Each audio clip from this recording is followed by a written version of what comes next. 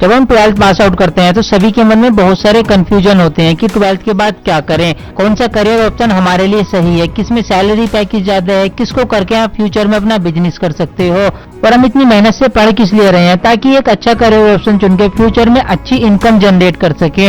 अब हमने 12th तक तो बहुत मेहनत से पढ़ाई की, लेकिन 12th के बाद एक ऐसा करियर ऑप्शन चुन लिया जिसमें सैलरी इंक्रीजमेंट कम है, तो फिर कोई फायदा नहीं है इतनी मेहनत से पढ़ाई करने का, क्योंकि जब सैलरी में इंक्रीजमेंट ही नहीं है तो 25, 30, 40 हजार रुपए पर ही पूरी जिंदगी भर जॉब करनी पड़ेगी। तो चलिए दोस्तों, सबसे पहले मैं आपको एक टिप्स देता हूँ। जब भी आप कोई करियर ऑप्शन चूज करो तो इस टिप्स को वहां पर लगा कर देखना है। करियर ऑप्शन चूज करते समय आपको उसके अंदर दो चीजें देखनी है।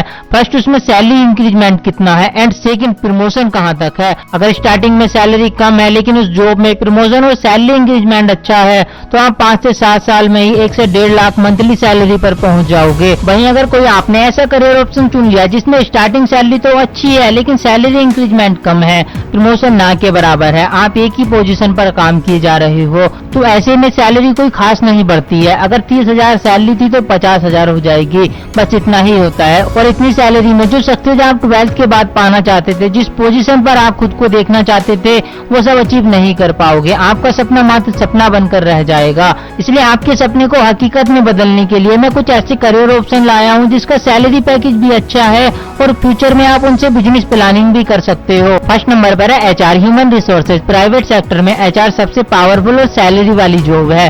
आप इतना समझिए, HR की परमिशन के बिना कंपनी के अंदर एक पत्ता भी नहीं हिल सकता।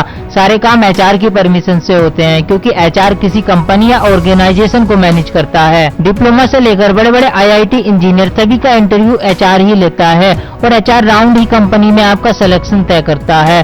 तो अगर बात करें HR की सैलरी की तो स्टार्टिंग सैलरी पैकेज 12 से 18 लाख का होता है। 3 से 5 साल के एक्सपीरियंस के बाद 25 से 50 लाख तक पहुंच जाता है। और अगर हाईएस्ट सैलरी की बात करें तो 70 से 1 करोड़ तक आराम से पहुंच जाती है। तो सैलरी इंक्रीजमेंट बहुत ज्यादा है इसमें। ये जो सैलरी पैकेज मैंने आपको बताए हैं ये अप्रोक्सीमेट है, क्योंकि कंपनी के अकॉर्डिंग 2-4 लाख रुपए ऊपर नीचे हो जाते हैं। जितनी बड़ी कंपनी उतना बड़ा सैलरी पैकेज, जितनी छोटी कंपनी उतना कम सैलरी पैकेज। कितनी भी छोटी कंपनी में आप चले जाना, HR की सैलरी 70 से 80 हजार रुपए मंथली से नीचे नहीं जाती है। सेकंड करियर ऑप्शन जानने से पहले अगर आप हमारे चैनल पर नए हो तो चैनल को सब्सक्राइब कर लीजिए, और अगर पुराने हो तो नोटिफिकेशन बटन को ऑन रखिए ताकि जब भी हम नई वीडियो लाएं तो आपके पास सबसे पहले पहुंच जाए। सेकंड नंबर पर है IIT इंजीनियर। ऑलमोस्ट सभी बच्चों का पहला सपना होता है इंजीनियर बनने का। जिसने भी बीटेक एमटेक कर लिया वह इंजीनियर तो बन जाता है, लेकिन नॉर्मली प्राइवेट कॉलेज से इंजीनियरिंग करना और IIT NIT से इंजीनियरिंग करना, दोनों ही चीजों में धरती आसमान का अंतर है। अगर मैं IIT NIT के बच्चों की सैलरी की बात करूं तो जो क्लास के टॉप लेवल के बच्चे होते हैं उनका एनुअल सैलरी पैकेज लगभग 60 लाख से 1 करोड़ के आसपास जाता है, और जो एवरेज बच्चे होते हैं उनका एनुअल सैलरी पैकेज 30 से 50 लाख के आसपास जाता है।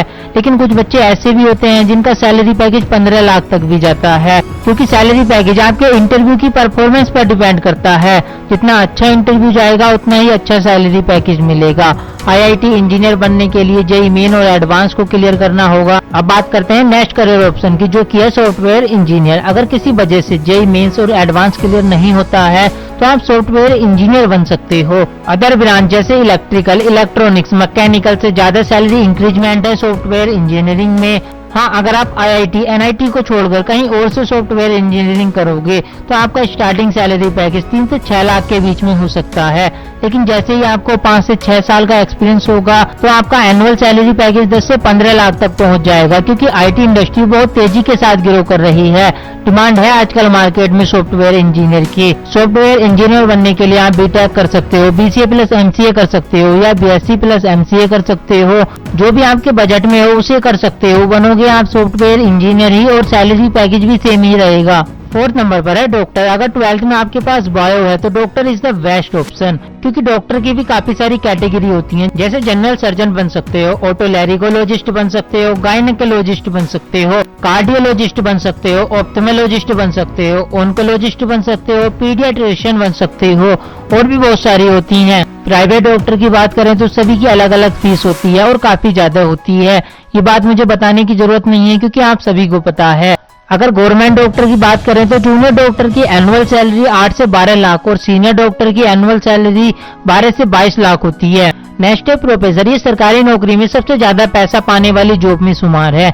क्योंकि असिस्टेंट प्रोफेसर की सैलरी 95,000 रुपए से स्टार्ट होती है। देखिए डायरेक्ट कोई प्रोफेसर नहीं बनता है, पहले असिस्टेंट प्रोफेसर, फिर एसोसिएट प्रोफेसर, फिर जाकर प्रोफेसर बनते हैं। मतलब स्टार्टिंग आपको असिस्टेंट प्रोफेसर से ही करनी पड़ेगी, प्रमोशन होते होते आप प्रोफेसर बनोगे। जब तक आप प्रोफेसर बनोगे आपकी सैलरी 2 से 2.5 लाख से कम नहीं होगी। उसके बाद आती है आईएएस आईपीएस। आईएएस और आईपीएस दोनों ही इंडिया की सबसे पावरफुल वाली जॉब है, इसलिए हर किसी माँ बाप का सपना होता है कि उसका बेटा या बेटी बड़े होकर आईएएस आईपीएस बने। वैसे तो आईएएस आईपीएस की सैलरी काफी ज्यादा है, लेकिन कोई भी सैलरी को देखकर आईएएस आईपीएस नहीं बनना चाहता, वह आईएएस आईपीएस की पावर को देखकर आईएएस आईपीएस बनना चाहता है। अगर बात करें आईएएस की सैलरी की तो 58,000 रुपए मंथली सैलरी होती है, वहीं आईपीएस की सैलरी 54,000 रुपए मंथली होती है। 7वें नंबर पर है एनालिटिक्स मैनेजर। कंपनी में यह एक अलग डिपार्टमेंट होता है जो सारी चीजों को एनालिसिस करता है, और एनालिटिक्स मैनेजर इस डिपार्टमेंट का हेड होता है। इस डिपार्टमेंट का काम होता है कंपनी की ग्रोथ को चेक करना। इस साल कंपनी में कितनी ग्रोथ हुई, अगर कम हुई तो उसके पीछे का रीजन जानना, क्यों कम हुई, ताकि इन गलतियों को सुधार सकें। किस प्रोडक्ट की डिमांड चल रही है इस कंट्री, सिटी या एरिया में, उसका प्रोडक्ट कितनी तेजी के साथ ग्रो कर रहा है, इन सभी चीजों को देखता है एनालिटिक्स डिपार्टमेंट, और एनालिटिक्स मैनेजर इन सभी चीजों को मैनेज करता है।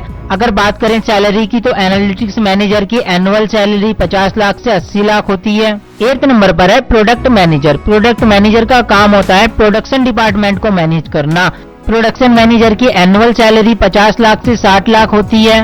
9वें नंबर पर चार्टेड अकाउंटेंट। जब से जीएसटी लागू हुई है तब से चार्टेड अकाउंटेंट की डिमांड बहुत तेजी से बढ़ी है, और जिस नौकरी की डिमांड होती है उसका सैलरी पैकेज बहुत ज्यादा होता है। चार्टेड अकाउंटेंट का starting annual salary package 5 lakh के आसपास होता है, लेकिन जैसे ही आपको थोड़ा सा एक्सपीरियंस होगा तो आपका सैलरी पैकेज 12 से 25 लाख तक पहुंच जाएगा। दोस्तों अगर वीडियो से आपको थोड़ी भी नॉलेज मिली हो तो वीडियो को अपने फेसबुक व्हाट्सएप ग्रुप में शेयर कीजिए, लाइक कीजिए, चैनल को सब्सक्राइब कीजिए।